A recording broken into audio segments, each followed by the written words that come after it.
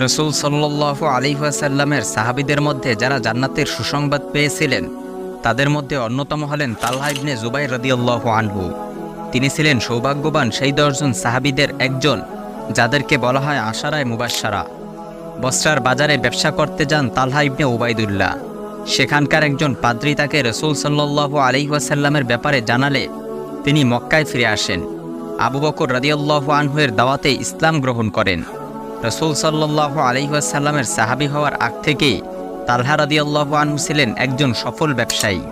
নবীজির সাথে প্রায় সবগুলো যুদ্ধেই তিনি অংশগ্রহণ করেছিলেন। তবে উহুদ যুদ্ধে মারাত্মক আহত হওয়ার কারণে নবীজি তাকে জীবন্ত শহীদ উপাধি দেন। তিনি ছিলেন অনেক সম্পদের মালিক। যারা অনেক সম্পদের মালিক তাদের সাধারণত দুশ্চিন্তা হয়, ঘুম আসে না, তারা ভয়ের মধ্যে থাকে কখন তাদের সম্পদ হারিয়ে যায় এবং কিভাবে সম্পদ বাড়ানো যায়। তালহা রাদিয়াল্লাহু আনহু চিন্তায় থাকতেন। তবে তার দুশ্চিন্তা আর বর্তমান সময়ের সম্পদশালী ব্যক্তিদের চিন্তার মধ্যে আকাশ পাতাল পার্থক্য। একদিন তাকে চিন্তিত দেখে তার দাদি জিজ্ঞেস করলেন, কি হলো, তোমাকে এমন দেখাচ্ছে কেন? পারিবারিক কোনো সমস্যা? তালহা রাদিয়াল্লাহু আনহু বললেন, না, পারিবারিক কোনো সমস্যা নেই, আমার চিন্তা হচ্ছে আমার সম্পদ নিয়ে। তখন তার দাদি বললেন, তাহলে সম্পদ দান করে দাও। এই সম্পদ যেহেতু তোমার চিন্তার কারণ, এটা দান করে দিলেই তো তুমি চিন্তামুক্ত হয়ে যাবে। তালহা রাদিয়াল্লাহু আনহু দাদির কথা আমলে নিলেন। তিনি তার দাসীকে ডেকে বললেন তার সকল সম্পদ জড়ো করতে এবং গরিবদেরকে খবর দিতে। তার কথা মতো সম্পদ জড়ো করা হলো এবং হিসাব করে দেখা গেল তার মোট সম্পদ ছিল 4 লক্ষ দিরহাম, যা বর্তমান সময়ে প্রায় 33 কোটি টাকার সমান। তখন পর্যন্ত সেই সম্পদ ছিল তালহা রাদিয়াল্লাহু আনহুর জীবনের সমস্ত উপার্জন। সেগুলো জমা করে তিনি দান করে দিলেন। রসূল সাল্লাল্লাহু আলাইহি ওয়াসাল্লাম বলেন, দান করলে কখনো সম্পদ কমে না, বরং বাড়ে। সাহাবীদের জীবনীর দিকে লক্ষ্য করলে দেখা যায় এই কথাটি শতভাগ সত্য। তারা আল্লাহর রাস্তায় এত সম্পদ দান করা সত্ত্বেও তাদের সম্পদ কখনো কমেনি।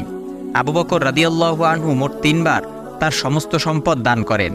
প্রথমবার হিজরতের সময়, দ্বিতীয়বার তাবুক যুদ্ধের সময় এবং তৃতীয়বার ইন্তেকালের পূর্বে।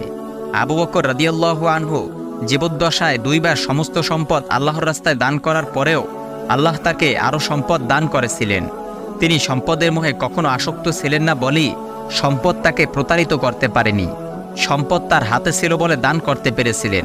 যাদের সম্পদ তাদের হৃদয়ে জায়গা করে নিয়েছে তারা কখনো তাদের সম্পদ দান করতে পারেনি। তালহা রাদিয়াল্লাহু আনহু একবার তার সমস্ত সম্পদ দান করার পর পরের বার আল্লাহ তাকে অনেক গুণ বেশি সম্পদ দান করেন। এই সম্পদ লাভ করেন তিনি ইরাকের কৃষিক্ষেত ও ব্যবসা বাণিজ্য থেকে। একবার তিনি তার একটি জমি ওসমান রাদিয়াল্লাহু আনহুর কাছে বিক্রি করেন। জমিটির দাম ছিল 7 লক্ষ দিরহাম। এই 7 লক্ষ দিরহাম যখন দিনের বেলায় তার হাতে আসে তিনি মনে মনে বললেন, একজন মানুষ এত টাকা ঘরে রেখে নিশ্চিন্তে কখনো থাকতে পারে না। তখন তিনি সিদ্ধান্ত নিলেন এই সমস্ত টাকা তিনি মানুষদেরকে দান করে দেবেন। এরপর তার খাদেমকে জানিয়ে দিলেন রাতের মধ্যেই যেন সবগুলো দিরহাম মদিনার মানুষকে বন্টন করা হয়। ভোর হবার আগেই তার খাদেম এসে জানালো তার কাছে আর একটি দিরহামও অবশিষ্ট নেই। মদিনার রাস্তায় যাকেই পাওয়া গেছে তাকেই দান করা হয়েছে।